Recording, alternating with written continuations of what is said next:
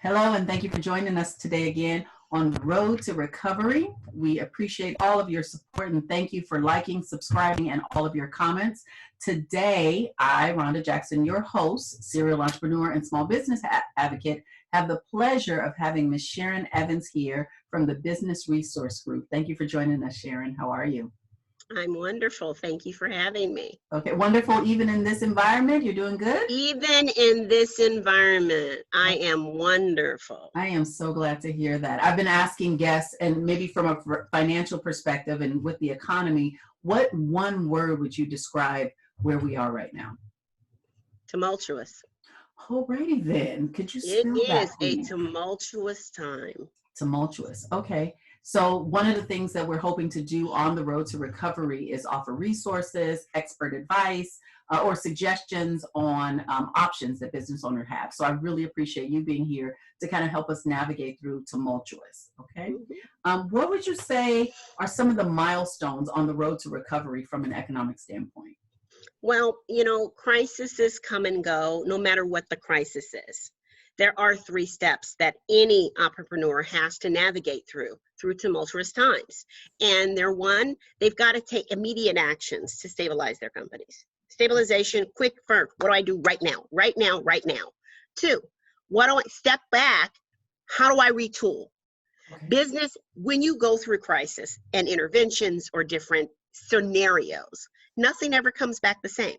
There was a point when we went through airports and we didn't have to check our bags and they didn't have to pat us down and we didn't have to take off our shoes. It has changed forever. So retooling means we have to adapt. Okay. So that's a second step that everyone has to take to come through crisis management. And the third is you really do have to take that retooling and deploy finances and a plan to get you on the road to recovery. 1, 2, 3. Okay. So I heard you say stabilization, retooling, and then we'll be at recovery. Then you're ready for recovery. So can we unpack stabilization a little bit? What does that look like? So that's the right now here. That's a, what, 30, 60, 90-day window of time? It is. It really is. But you think of stabilization in the terms of a life preserver.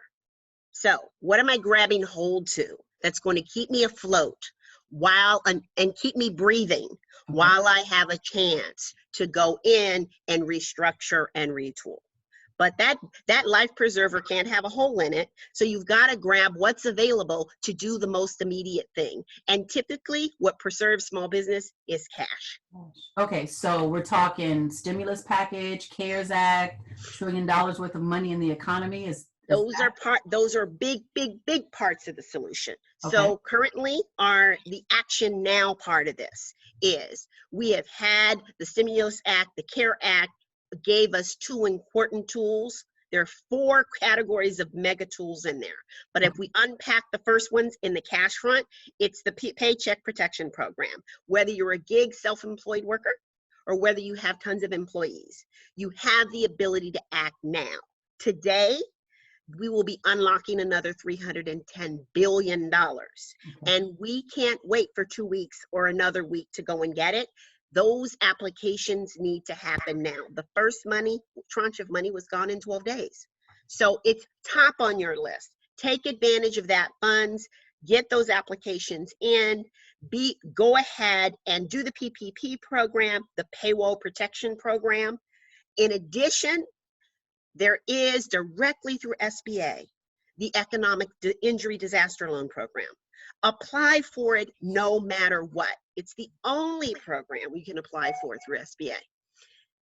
If you are not approved, you will still be eligible to ask for an immediate advance. That $10,000 advance becomes a grant. So no payback?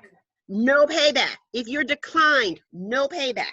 So here's $10,000 and that's it. If you apply for economic injury disaster loan and it is not, you don't apply for the same and you need money to help recover or what have you, they're going to go through your application. It's going to take time. But the point is, you are eligible for an advance against that loan of $10,000 that is designed to become a grant to your company.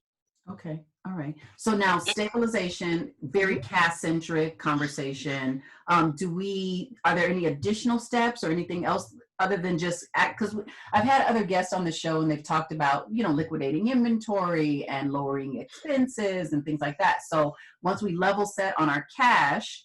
Well, let me throw one more thing into the mix that our businesses aren't facing. Pull out your insurance policy. Okay. Companies have insurance umbrella policies, and business interruption insurance is a huge opportunity. File a claim. Many of the insurance companies are denying those claims, claiming that an epidemic is exclusionary under the policies. Guess what, guys? There is major litigation coming, and the insurance company industry knows they're going to have to come up with those dollars. So file that claim. It may take it, but keep your eye on that, because those are your premiums and your dollars. But pivot. When you get that cash, immediately you must also, in that stabilization period, reduce costs that can retain your business and keep the business operating. Okay. You've got to cut. You may have to reduce worker costs. Okay. You may have to delay rental payments. You may have to negotiate forbearances on other financing or other loans. There's a variety of things that you can do. The first thing is stabilize and retain all cash you can. Okay. And then you need to reach out to your customers, because keeping your employees, keeping your product, and keeping your customers are critical to stabilizing the business. They need to know that you're still there. They need to know that you're still being available to be of service. And you now and then have to sit down with someone and say, okay, I've got enough cash. I think I can make it through the first 90 days or 4 months. I've got an advisor, because there's some other tools in the toolkit. And you're going to really need to go into retooling with a very broad set of information. And retooling is very different than pivoting. Okay, so stabilize, and then you're saying get help. So not just do this alone, not try to figure out on your own. And then with that help, now is that person the one that's going to help us map out what our retooling looks like? And then I have a second question. So help with the retooling as we transition out of stabilization, or are you saying get help even at the stabilization point? When you have taken your stabilization cash flow plan, you've grabbed the cash you can, you've figured out how to cut staffing or reduce staffing, whether it's temporary furlough or reduction of hours or temporary layoff. Whatever those actions are, you then need to bring in counsel. Okay. Counsel is critical. Not only you need to have professional tax advice, because there are tools in the toolkit that involve some rather complex tax laws. Mm-hmm. But they can be extremely beneficial and can put $100,000, $200,000 in your pocket. Mm-hmm. They can have you not paying payroll taxes for the next 2 years, and utilizing that money to help restructure and go where you need to go. But you need professional advice, and you need trusted advisors that really do understand your industry and where you're going. Okay, I like that. Now now we're ready to retool. And I just want for clarification, because other guests have been on and they've been talking about pivot. Is pivot and retooling the same thing, or are they the same thing? No, they're not. The pivot is part of the planning process that is part of retooling. But what entrepreneurs miss, especially diverse entrepreneurs, is if you just pivot, you are shifting your business. You are changing what you're selling, what you're doing, and how you're doing it. And you may or may not have the same customers, have your existing established customer base there to support that business on the long term as you've pivoted somewhere else. Okay, so I've left a group of customers behind then if I pivot. I've essentially turned my back to one form of business and I'm facing a new direction. Correct. And so it is broader than that. Retooling is really about adapting and restructuring, so that you can ride through choppy waters, right? We have our preserver, we're now safe. Now we're going to look at the critical assets that the company has in its as part of its resources. It has a strong employee base that can deliver expertly. It has products and services that they're known for. Mm-hmm. Most importantly, it has a brand with credibility behind it. It has existing inventory, infrastructure, delivery fleet, whatever those assets of that company are. Mm-hmm. The retooling process is taking inventory of those assets. And you know how large corporations look at employees as assets? And the military says we're deploying that asset. How are we going to deploy that asset in order to adjust how and whom we serve? Okay, so what I'm hearing is we actually have two options. So we could pivot and, like you said, look at a new venture, new business, new version of ourselves as business owners. But then we also, in the retooling, it's more of a refinement, right? And a scalability and more of a targeted focus approach to delivering service. It is focused, and it is. In the restaurant industry right now, we see tremendous amount of restaurants who are shut down, and what they did first in part of stabilization was did curbside pickup. They're delivering product, right? That's their mechanism. People prepare goods, they deliver them, they're at curb, they're selling to the same customers. Restaurants were going to be closed, and they figured out, oh, I have what's in my arsenal, what's in my toolkit. I have an existing supplier base that provides me with raw material foods. I have people capable of producing that food. We package and we deliver. So they became grocery stores. Rather than it's not a true pivot. What it is they're retooling. So they no longer had to expend as much dollars in the preparation of food product. They reduced staffing side behind in the kitchen, increased their existing orders from their suppliers, right? And opened up those credit lines. And now they are delivering product into the existing market. Yes. So people don't have to stand in lines at grocery stores. Oh, very now, good. what happens if they teamed up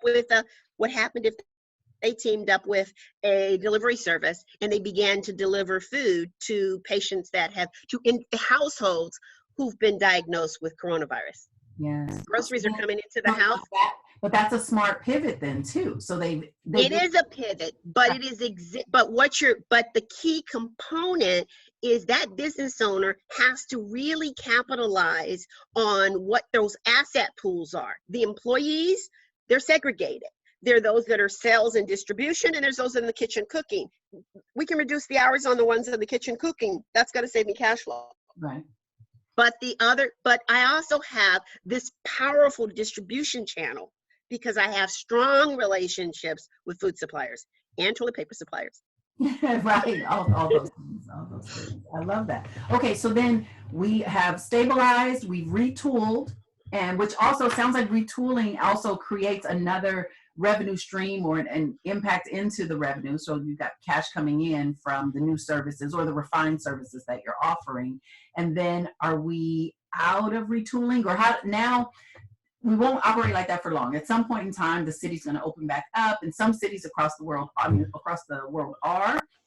Where do we go from here? So do we maintain at this level for months and months and months, or?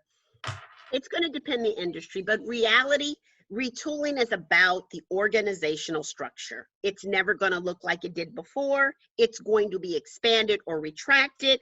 It's going to modify, and so may some services, but the existing customers, the existing customer base, the existing employee base, the systems that make that company strong are going to stay protected and in place. And most importantly, the brand is going to go with its adjustment. So when you've done that and you figure out you've got a mechanism of core mission critical offerings that you can deliver something for, and you found a way to deliver it, you need to then step back. And that's when it comes time to the financial components, the real hard financial tooling. What is it going to take for me to take this new toolkit and deploy it in a recovery strategy?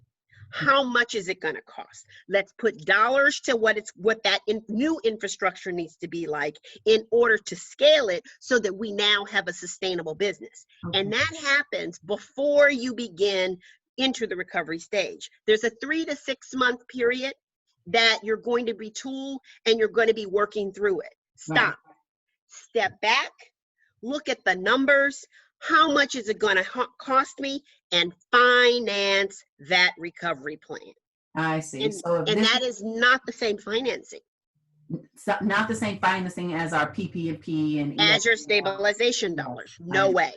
okay. And it needs to be prepared to take you over for the 2-year period. So now sidebar, because how difficult, and we don't have to go into an expanded conversation about it, but how difficult will it be for business owners to acquire capital for the recovery, having the loans and things like that, on their books from the recovery programs? Well, this is where it gets real interesting, right?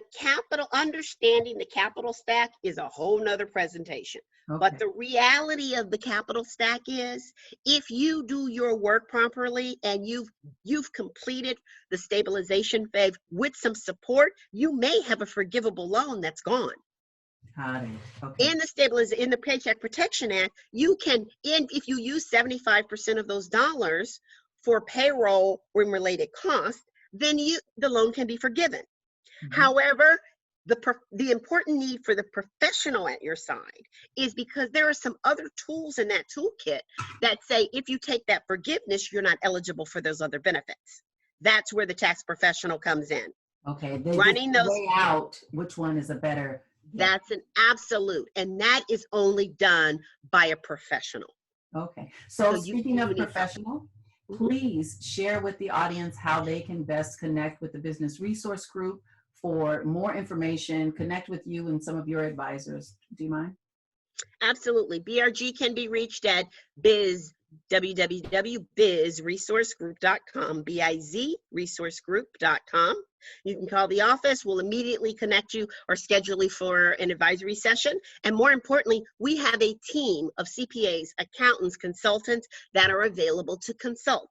We work closely with members of the AICPA, the California chapter of CalCPA, and we have bookkeepers and stuff that are available to really kind of help you flush this stuff out. Okay. Yeah, this is a lot because it sounded like, big bonanza, free money, take it. But between the tax implications and future revenue sources or financing sources, it's a little more complicated than just, checking a box. So it is very much so. And I want to give you the key issue of thinking toward recovery, because I love the title of this series, Rhonda. Road to Recovery is managing to profitability. Oh, I like that. Major corporations adjust and adapt all the time. And one thing they've learned to do is manage to profitability. When you take that photograph of your company's financials at the end of 2022, which is the end of this that 2-year recovery timeline, yes, we need to see that you've managed and retooled and you are managing it for 2021 profitability and 2022 profitability. Even if revenues have to restrict, you still manage to profit. That's a sign of a good fiscal manager. I love that. So then, in closing, what piece of advice, and you've just given us some wonderful gold nuggets to work off of, but what piece of advice would you give business owners on the road to recovery for those of us that are still in the stabilization phase? Maybe we haven't had access or haven't filled out the application for some of the financing that's available now or the capital that's available. What would be your advice for us business owners? You have 7 days to go and apply for PPP funding. If you have a relationship with your bank, put that application in. Do not do only one application.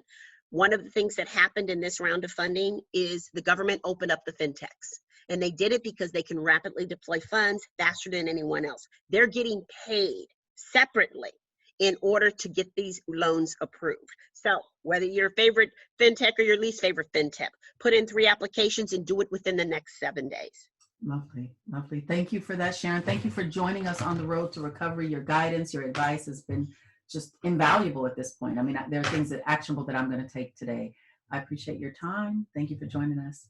You're and then welcome. We have to follow up and have that recovery conversation too. So absolutely. You'll be back. All right. Thank you, Sharon. Appreciate your time. God bless. All right.